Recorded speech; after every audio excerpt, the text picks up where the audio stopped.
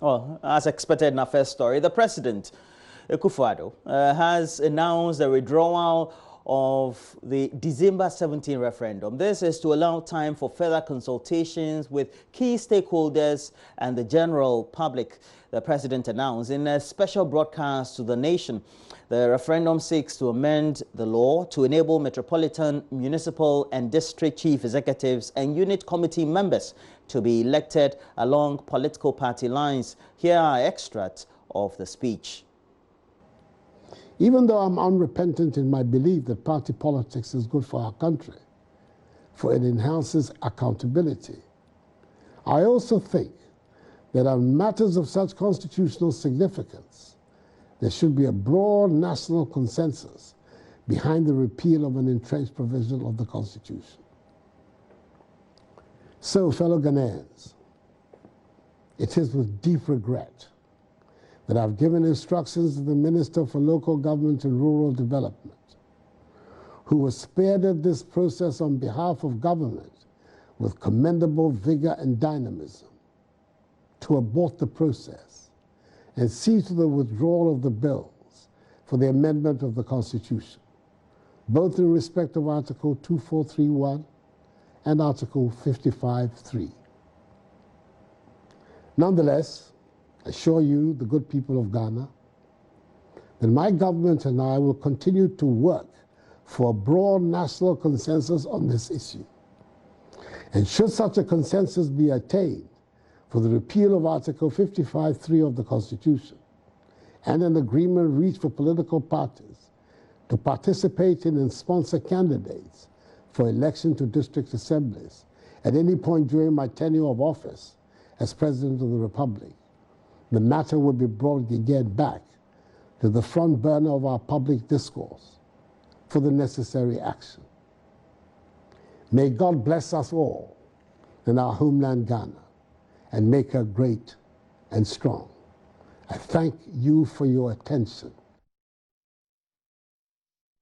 It was not a good time for blessings over the weekend for the Ghana Revenue Authority. As already we know, the Ghana National Fire Service started investigations to unravel circumstances leading to a fire incident that burned to ashes important documents and property at the Ring Road offices of the Ghana Revenue Authority. At a press conference, Acting GRA Commissioner General Mr. Owusu Amwa stated they have activated their disaster recovery plan, announcing new locations where taxpayers could go from today, Monday.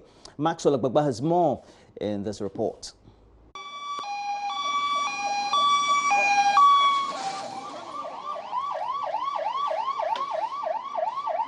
We are told by some of the residents, some eyewitnesses, that it started about 3 hours ago. Personnel of the Ghana National Fire Service are struggling to douse the flame. We have 2 water attendants here, one with a turntable ladder, but the personnel are finding it difficult to reach the fire, which is at the upper part of the structure here. A lot of people are gathered here watching on as the glasses of this building, the window glasses of this building are shattered into pieces because of the heat coming from the structure. There's a lot of smoke billowing from the building. There are a lot of papers in there also, making it difficult for personnel of the fire service to douse the flame. Now they're trying to get access to another part of this structure here so they can fight the flames from that side.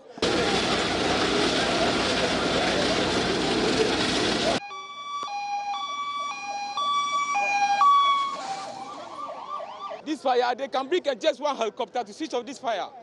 Didn't we have a helicopter in the country? This is the government property, Ghanaians' property. It's like I'm getting too much annoyed. You understand me? What are our elders doing in the country? Henry Korte, the Deputy Interior Minister, is also here. His Excellency the President has given approval through the Minister of Finance for the Ghana Fire Service to procure what we call the hydraulic platform. And the hydraulic platform is able to fight fires above the 5th floor. Hitherto, we didn't have something of that nature, so we are in the right direction. We have put in measures in place to tackle some of these situations. Just when we thought that the Ghana National Fire Service has been successful with dousing the flames, what we can see now is thick smoke billowing out of the building again. Personnel are standing by.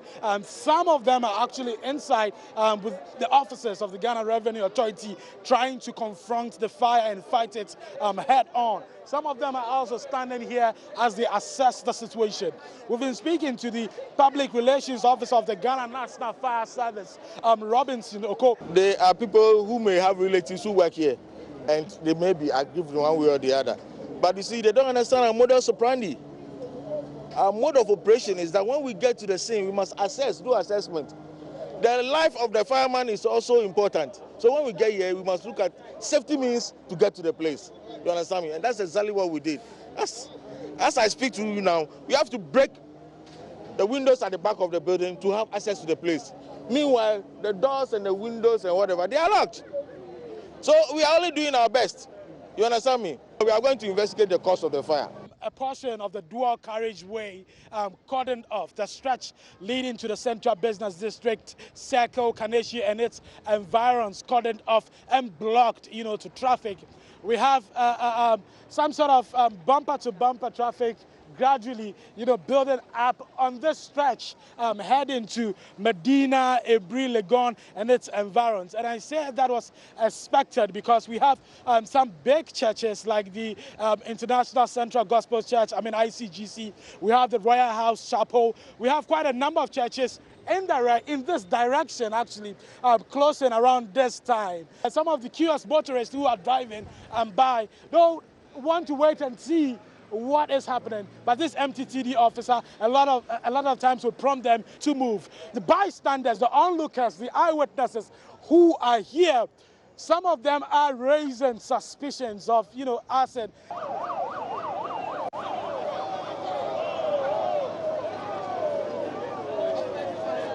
We also have personnel of the Ghana Red Cross Society also here.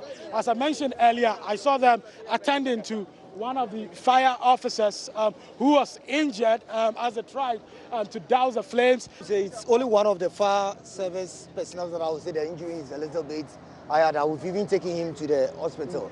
But others were having some cuts and all those things here. So we've been able to manage them. Okay, you've been able to? Yeah, manage the situation. So it's one of the fire service personnel, he is in the critical condition. We've rushed him to the hospital for now. Broken? Yeah, no, it was a broken glass, and then the smoke also entered into him. So he became weak. So probably, let me say, he fainted as well altogether. So we just have to manage him, and then, we've just rushed him to the hospital.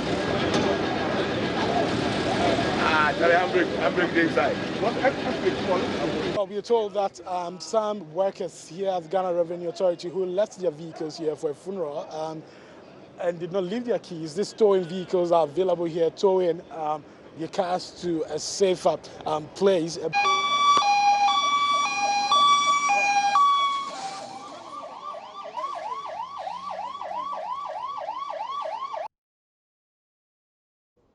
And we're going to look at the subject critically. We'll also speak again to officials of the Ghana National Fire Service and the GRA and get to know how investigations have started and consequently will pan out. Make sure that you make a date right here after we bring you the news review. Now let's take you to the Upper West region, where the Sisala Youth Forum worried about the erratic electricity supply in the Sisala East municipality of the region.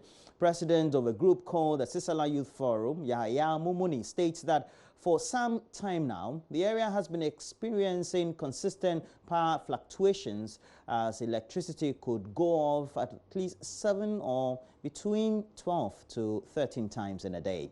The resident who spoke to correspondent Rafik Salam are calling on President Nana Addo Dankwa III to intervene and also get the issue fixed.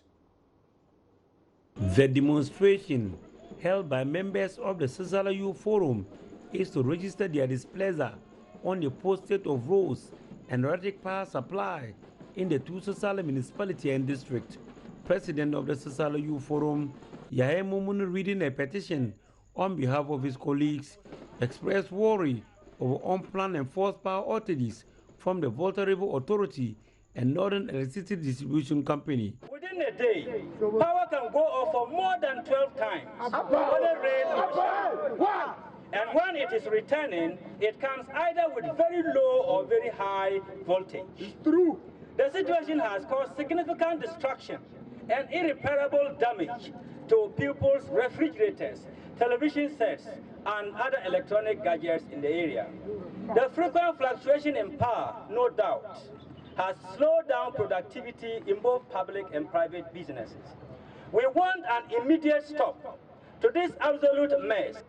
Being slapped on people in the area be stopped with immediate effect from today, else do not blame us for anything untoward. Turning to the issue of roads in the area, the youth group opined that the Sisala East municipality is the only municipality that is not connected to the Upper West Regional Capital by third road. It is also refreshing to remind you that 3 out of the 5 new Patriotic Party members of Parliament in the Upper West region are from the Sisala areas.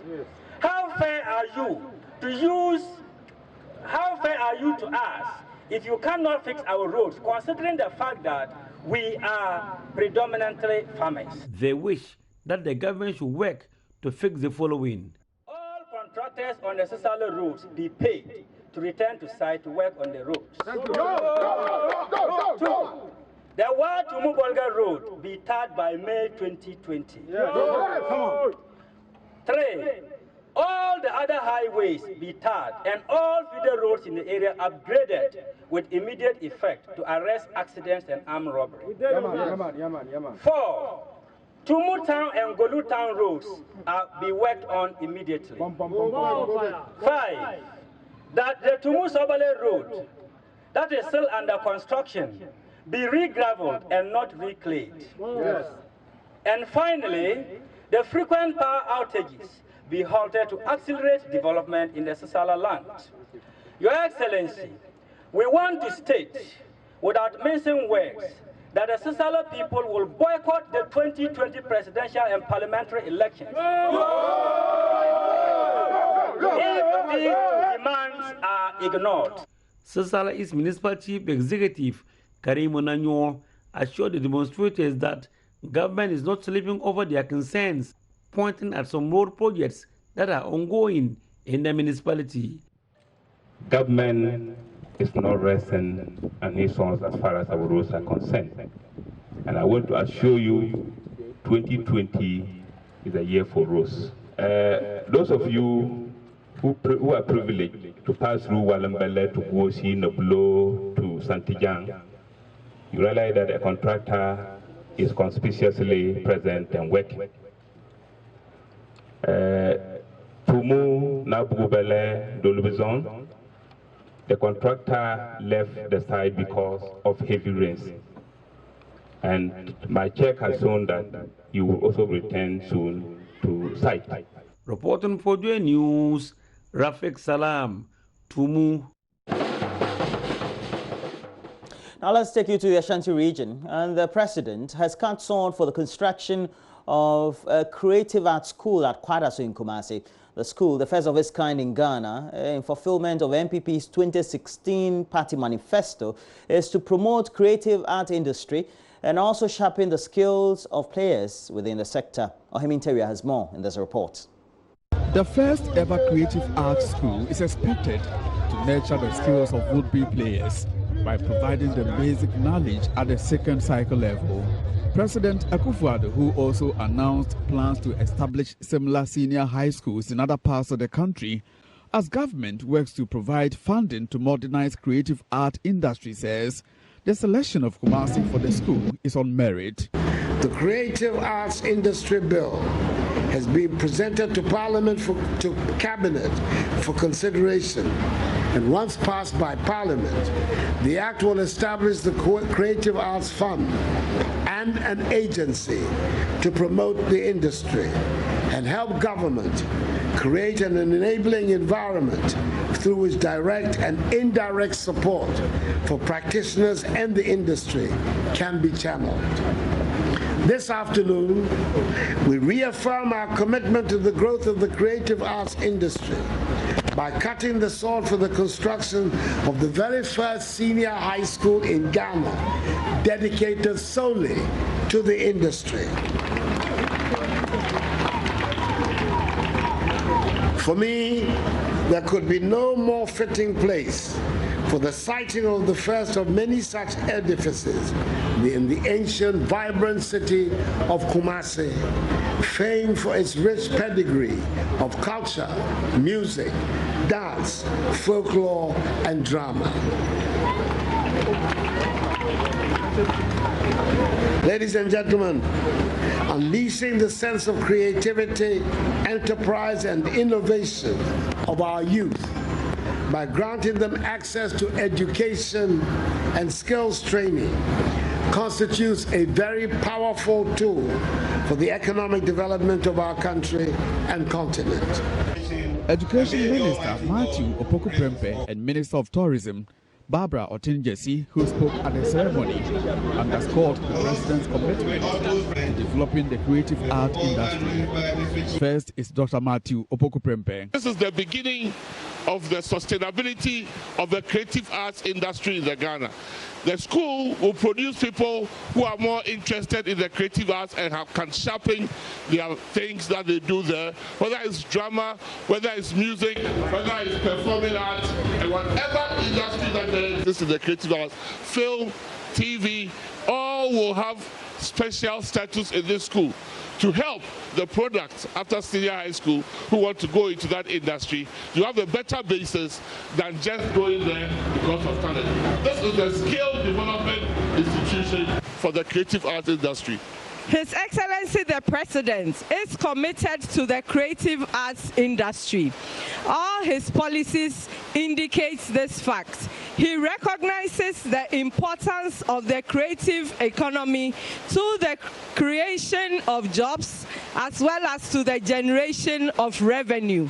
It is for this fact that he is taking steps to bring into fruition the Creative Arts Bill, which when promulgated will ensure that we have the institutional as well as the legal framework to support the creative arts industry. From Kumasi for Joy News, Ohiminteria reporting. Ohiminteria also reports that President Kufuor has announced a university will be established to help train more instructors for vocational and technical education. He says the proposed university for skills and entrepreneurial development has already received an approval from Cabinet. President Kufuor says the missing link in Ghana's education system has been low capacity in skills development. He says the country's economy can be transformed and unemployment reduced only when attention is paid to technical and vocational training. The president says it is for this reason that government is developing the area under a 5-year strategic plan for technical and vocational education transformation. Government has approved the process for establishing new state-of-the-art TVET institutions across the country after completion of feasibility studies. Additionally, the Ghana-China project on upgrading and rehabilitation of technical universities, polytechnics, and technical institutes through an Exim Bank of China facility and implemented by AVIC International Holding Corporation. I'm delighted to announce that Cabinet has approved the establishment of a university to train more instructors and facilitators for technical and vocational training. I'm equally pleased to inform you that Caltech shall be the hub of this new university with satellite campuses spread across the 10 colleges of education in the country that specialize in skills training. The new university will be known as the University of Skills and Entrepreneurial Development. President Kufuor had earlier performed a similar exercise for construction of the new John Ajikun Kufuor Senior High and Technical School at Daba in the Gombeja North District in Ashanti Region. According to him, the project, expected to be completed in 10 months, is to the legacy of the former president. It is a well-deserved honor in recognition of the immense work you did for Mother Ghana during your time as President of the Republic from 2001 to 2009. I commend the Ministry of Education for this admirable gesture of constructing and naming the school after him in his hometown.